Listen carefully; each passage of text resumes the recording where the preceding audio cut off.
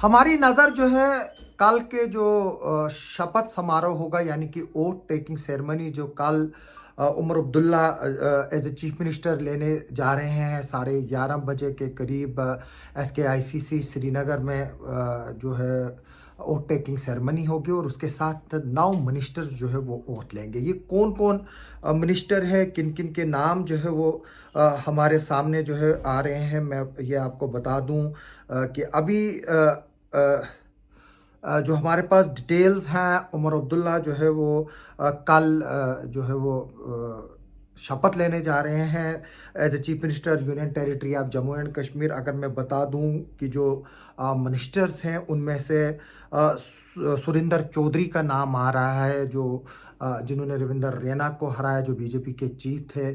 जैसे कि मैंने पहले ही बताया था कि इनका नाम जो है वो सामने आ रहा है। उसके अलावा सकीना इत्तू जो है उसका नाम आ रहा है।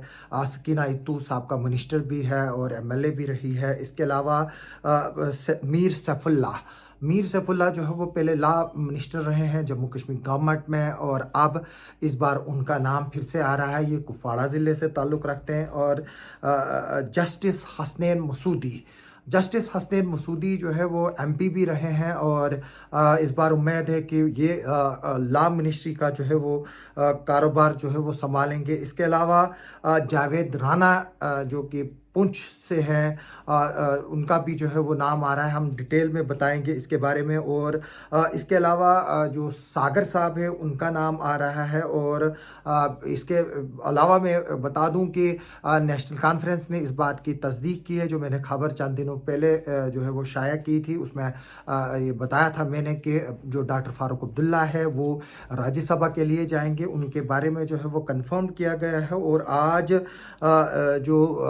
जो जम्मू कश्मीर का जो लीडिंग चैनल है न्यूज़ इंसाइडर, उन्होंने ये कंफर्मेशन दी है कि उनके सोर्सेज के मुताबिक सजाद अहमद किचलू जो है वो जम्मू डिवीज़न से जाएंगे। और इसके अलावा नासिर असलम वानी या चौधरी मोहम्मद रमज़ान के में से जो है वो दो में से एक जो है वो राज्यसभा के लिए जाएगा। अभी मैं बता दूं कि जिस तरह से मैंने बताया कि फारूक अब्दुल्ला का उमर अब्दुल्ला ने खुद कंफर्म किया। इसके अलावा अगर हम देखें जो दो औरतें जो नेशनल कॉन्फ्रेंस से जीती हैं, जिनमें सकीना इत्तू और शमीमा फिरदौस जो है वो जीती हैं, इनमें से जो है सकीना इत्तू जो है उसको बताया जा रहा है कि वो कैबिनेट मिनिस्टर जाएगी। इसके अलावा सैफुल्ला मीर जो सीनियर लीडर है कुपवाड़ा से, ये भी जो है वो इनको जो है वो बर्थ मिलने जा रही है एज ए मिनिस्टर।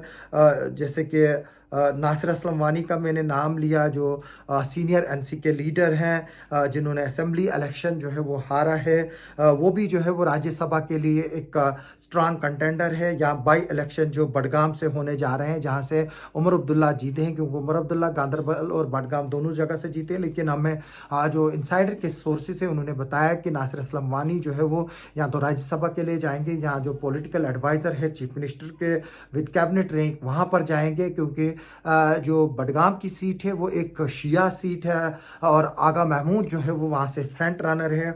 और ये भी बताया जा रहा है कि उमर अब्दुल्ला की इस बात को लेकर डील हुई थी आगा महमूद को, जिसके बाद वो पहले बागी हो गए थे, फिर वो वापस आ गए थे। तो वहाँ पर जो है वो आगा महमूद को मिलेगी सीट।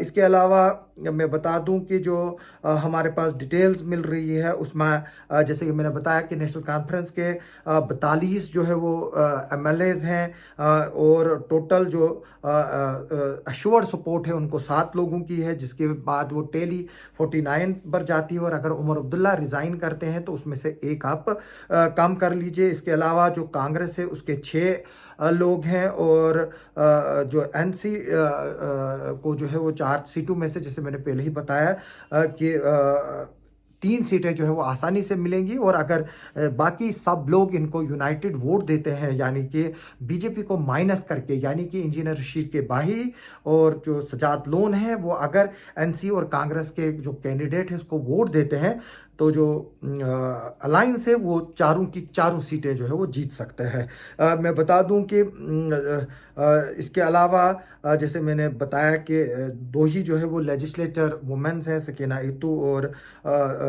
शमीमा फिरदौस जो है वो जीत कर आई है।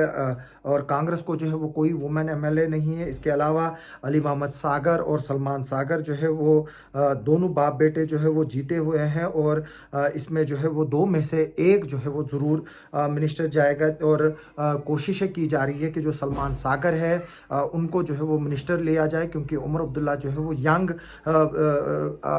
ब्रिगेड को चाहते हैं कि वो आगे आए, और जो ओल्ड गार्ड है जिसमें अली मोहम्मद सागर साहब है जो जनरल सेक्रेटरी हैं और रिकॉर्ड 7 बार जो है वो इलेक्शन जीते हैं, उन पर पार्टी की जिम्मेवारी जो है वो छोड़ी जा रही है, क्योंकि आगे चलकर सरपंची और अर्बन लोकल बॉडीज़ के जो है वो इलेक्शन होने हैं। और जो हसनैन मसूदी साहब है उनके बारे में भी बताया जा रहा है कि वो भी मिनिस्टर होंगे। जावेद राना जो 4 टाइम लेजिस्लेटर है और ये 3 मरतबा जो है वो इलेक्शन जीते हैं, उनको भी जो है वो मिनिस्ट्री के लिए लिया जा रहा है। जो मीर सफुल्ला है वो कुपवाड़ा डिस्ट्रिक्ट से लगातार चौथी बार एमएलए बने हैं। जैसे कि मैंने बताया, सुरिंदर चौधरी उन्होंने जो है वो रविंदर रैना को नौशेरा से हराया है। इसके अलावा जो हमारे पास अगर हम डिटेल्स बताएं कि एनसी के पास जो है वो 2 हिंदू फेसेस हैं, जिसमें अगर हम बताएं अर्जुन सिंह राजू है जो रामबन से है, और जैसे मैंने बताया कि सुरिंदर चौधरी जो है वो राजौरी से हैं जिन्होंने नौशेरा से रविंदर रैना को हराया है। उनमें से जो है वो एक तो सुरिंदर चौधरी की तो कंफर्म है मिनिस्ट्री। इसके अलावा 3 जो है वो जम्मू डिवीजन से अगर देखें जो इंडिपेंडेंट्स हैं वो हिंदू कैंडिडेट्स हैं, जिनमें प्यारेलाल शर्मा इंदरवाल से, सतीश शर्मा छंब से, डॉक्टर रोमेश्वर सिंह बन्नी से।